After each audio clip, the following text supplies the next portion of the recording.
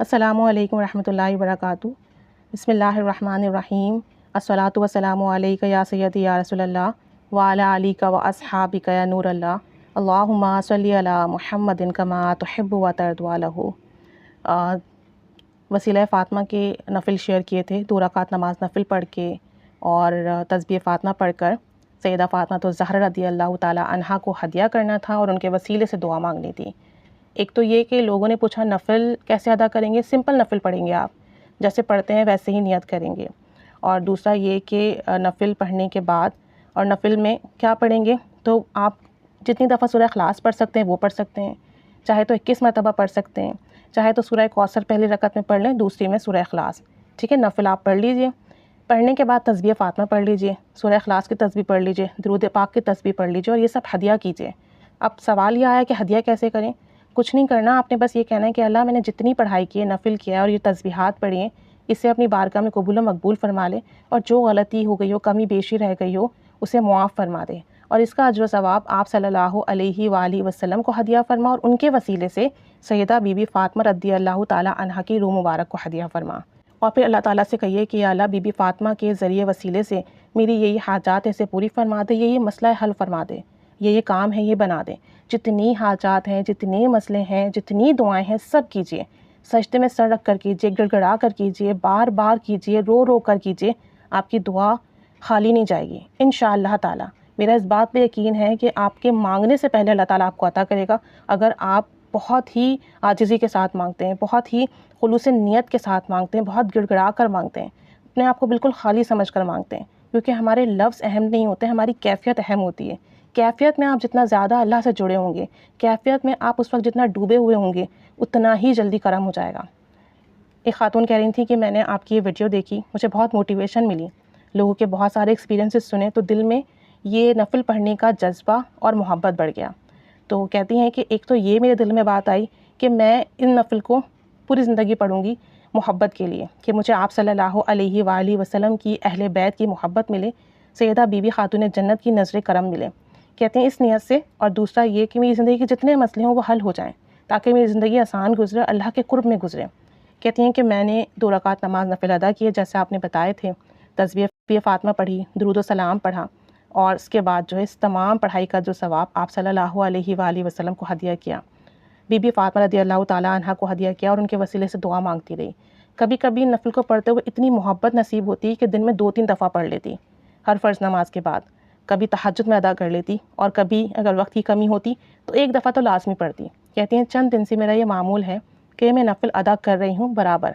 کہتی ہیں میں آن لائن کام کرتی ہوں اور مجھے بہت زیادہ آرڈرز نہیں ملتے تھے، لیکن میں مطمئن تھی کہ اللہ کریم مجھے اتنا دے رہا ہے کہ میرے خرچے پورے ہو رہے ہیں، جو میری رسپانسبلٹیز ہیں الحمدللہ ثم الحمدللہ وہ پورے ہو رہے ہیں۔ سیونگز میرے پاس کچھ نہیں بچتی، نیکسٹ منتھ کے لیے میرے پاس کچھ نہیں ہوتا، لیکن بس میرا اس بات پہ یقین تھا کہ جس نے اس مہینے دیا وہ اگلے مہینے بھی دے گا، جو آج نواز رہا ہے وہ کل بھی نوازے گا۔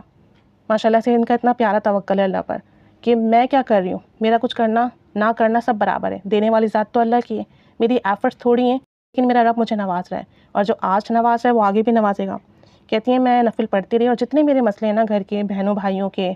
امی ابو کی طرف سے کہ وہ بیمار ہیں ان کے لیے بھی دعا کرتی رہی، اور میرے بہن بھائیوں کے جو مسئلے ان کے لیے بھی دعا کرتی رہی، اور ساتھ ساتھ میں نے اللہ سے اپنے رزق کی وسعت کی بھی دعا کی، اور یہ بھی کہ میں ان تمام پریشانیوں سے نکل جاؤں اور تیرا ذکر، تیری محبت نصیب ہو۔ کہتے ہیں آپ یقین کریں 1 ہفتے سے میں نوافل پڑھ رہی، میرے اندر بہت چینجز آئی، انٹرنلی میری فیلنگز مجھے پتہ ہے کہ چینج ہوئی ہیں، الحمدللہ اچھا فیل ہونے لگا ہے، خود کو ایکٹیو محسوس کرنے لگی ہوں، سستی کاہلی ختم ہوئی ہے، اللہ کی طرف، اللہ کے محبوب کی طرف رجحان بڑھنے لگا ہے۔ اور کہتی ہیں کہ اللہ کریم نے میرے رزق میں وسعت دی ہے، پہلے میرے آرڈرز کم تھے، اب میرے آرڈرز تھوڑے بڑھ گئے ہیں، میری انکم اس ہفتے زیادہ ہوئی ہے الحمدللہ۔ جب میں نے کیلکولیٹ کیا کہ میں نے اتنا کام کیا ہے اور اس کام کے اتنے پیسے بن رہے ہیں، تو کہتی ہیں کہ جتنا پہلے 15 دن یا 20 دن کام کر کے پیسے بنتے تھے، اتنے الحمدللہ 1 ہفتے میں بن گئے، اور یہ سب تسبیح فاطمہ پڑھنے کی برکت سے، نفل پڑھنے کی برکت سے، ہدیہ کیا بی بی فاطمہ کو اور بی بی فاطمہ رضی اللہ تعالی عنہا کی وسیلے سے دعا مانگنے کی برکت سے ہوا ہے کہ اللہ کریم نے 1 ہی ہفتے میں میرے رزق میں وسعت دے دی،